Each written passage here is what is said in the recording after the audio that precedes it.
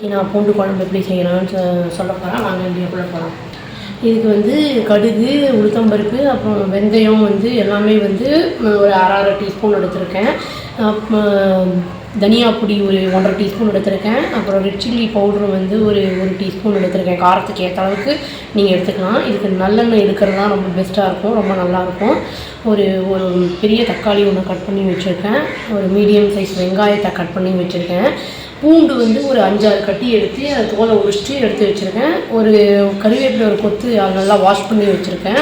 புளி தேவையான அளவு, மிளகு சீரகம் வேணும்னா ஒரு 1/2 டீஸ்பூன் போட்டுக்கலாம். பெருங்காயம் கொஞ்சங்க, வெந்தயம் ஒரே 2 பட்டை மட்டும் போட்டிருக்கேன் ஃப்ளேவருக்காக. இப்போ வந்து இது வதங்கட்டுங்க. இப்போ வெங்காயம் போட்டாங்க, கொஞ்சம் அரைச்சி கொஞ்சம் உப்பு போட்டு நல்லா வதங்க வச்சிடலாம். சீக்கிரம் வதங்கிடும். நல்லெண்ணெய் வந்து வயிற்று புண்ணுக்கெல்லாம் ரொம்ப நல்லது, பாடிக்கு வந்து குளிர்ச்சி அது. அதனால் வந்து நல்லெண்ணெய் போட்டு சாப்பிடும்போது இனிமேல் டேஸ்ட் ரொம்ப நல்லாயிருக்குங்க. இப்போ தக்காளியும் போட்டேன், நல்லா வந்து மிக்ஸ்அப் ஆகி உப்பு போட்டதுனால நல்லா குழம்பு வேணும். அதுக்கப்புறம் பூண்டு போட்டு நல்லா வதக்கிடலாம். தக்காளி பாதி வதங்கின உடனே நான் வந்து பூண்டை போட்டேங்க. ஏன்னா மீதி வதங்கும் போது பூண்டும் வதங்கிடும். அதனால் வந்து இதை நல்லா வதக்கிடலாம். இது வந்து நாட்டு தக்காளி போட்டால் புளிப்பு கொஞ்சம் கூட இருக்கும், அதனால் புளி கம்மி பண்ணிக்கலாம். என்னோடது வந்து நாட்டு தக்காளி இல்லை, அதனால் வந்து கொஞ்சம் புளிப்பு கம்மியாக இருக்கும். கொஞ்சம் புளி கூட எடுத்துருக்கேன். நான் புளி தண்ணியும் கரைச்சி ஊற்றிட்டேங்க. நான் புளி வந்து ரொம்ப தண்ணியாக ஊற்றக்கூடாது, ஏன்னா பருப்பெல்லாம் போட போகிறதில்ல நம்ம. இது வந்து வெறும் பூண்டு தக்காளியெல்லாம் தான் போட்டிருக்கோம் நம்ம, அதனால் வந்து தண்ணி மாதிரி ஆகிடும். கொஞ்சம் புளி வந்து கெட்டியாகவே கரைச்சிக்கணும்.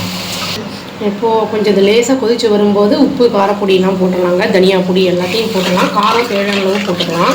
நான் மசாலாலாம் போட்டு அரைக்காதனால வெறும் காரப்பொடியும் தனியா பொடியும் மட்டுமே தான் போடுறேன். தனியா பொடி போடும்போது கொஞ்சம் திக்காகும் நல்லாவே குழம்பு. கொதித்து வரக்கணும். நல்லா டேஸ்டியான பூண்டு குழம்பு வந்து ரெடி ஆகிடுச்சுங்க. எண்ணெய் எல்லாம் சைடில் பிரிஞ்சு வந்திருக்கு. இந்த டைமில் வந்து நம்ம வந்து அடுப்பை ஆஃப் பண்ணிவிட்டு ஒரு பவுலுக்கு மாற்றிடலாம். டேஸ்டியான ஹெல்த்தியான பூண்டு குழம்பு ரெடி ஆகிடுச்சு. இது இட்லி, தோசை, சாப்பாடு எல்லாத்துக்குமே நல்லாயிருக்கும். சப்பாத்தி கூட நல்லா தான் இருக்கும். இது வந்து நம்ம வச்சு கெட்டியாக நம்ம வந்து தொக்கு மாதிரி கூட வச்சு சாப்பிட்லாம். ரொம்ப டேஸ்டியாக இருக்கும்.